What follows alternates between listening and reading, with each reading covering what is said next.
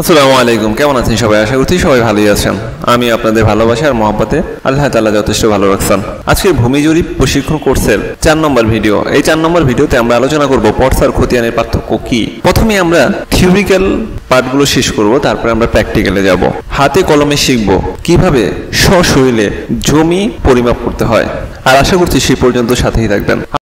আপনার হাতে হয়তো জমির একটি কাগজ আছে, আপনি ভাবছেন এটা কি খতিয়ান না পর্সা।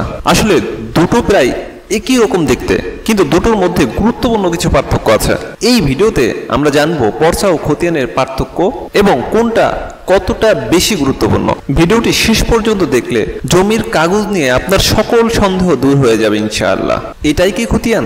খতিয়ান হলো সরকার কর্তৃক পরিচালিত জরিপে তৈরি একটি মূল দলিল, যেখানে একটি নির্দিষ্ট দাগের জমির মালিকানা, পরিমাণ ও ব্যবহার সম্পর্কে বিস্তারিত তথ্য দেয়া থাকে। যেমন মালিকের নাম, জমির পরিমাণ, দাগ নম্বর, মৌজা, খাজনার হার ইত্যাদি। খতিয়ান তৈরি হয় সরকারি জরিপ শেষে, যেমন সিএস, আরএস, এসএ বা বিএস জরিপ। এরকম জরিপ শেষে এক একটা খতিয়ান তৈরি করা হয়। চলুন জেনে নেই পর্সা কি। এটাই কি তাহলে পর্সা? হ্যাঁ, এটাই পর্সা। আসলে খতিয়ানের একটা সারসংক্ষেপ বা প্রতিলিপি হলো পর্সা। এটা ডিজিটাল বা হাতে লেখাও হতে পারে। সাধারণত আপনি ভূমি অফিস বা অনলাইনে যেটা পান তাই পর্সা।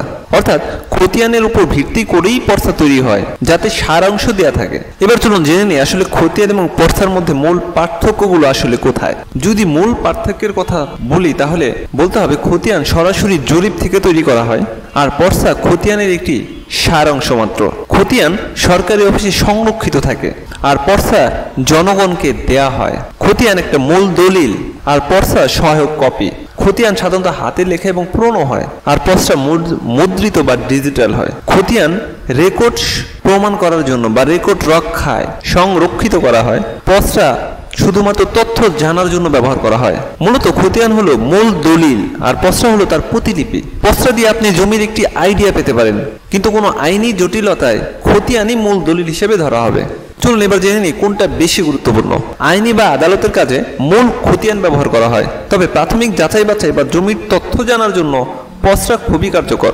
আজকাল অনলাইনে eporsa.gov.bd থেকে আপনি নিজেই পর্সা বের করতে পারেন। এই জন্য গুগল ক্রোমে যাবেন এবং সার্চ করবেন eporsa.gov.bd।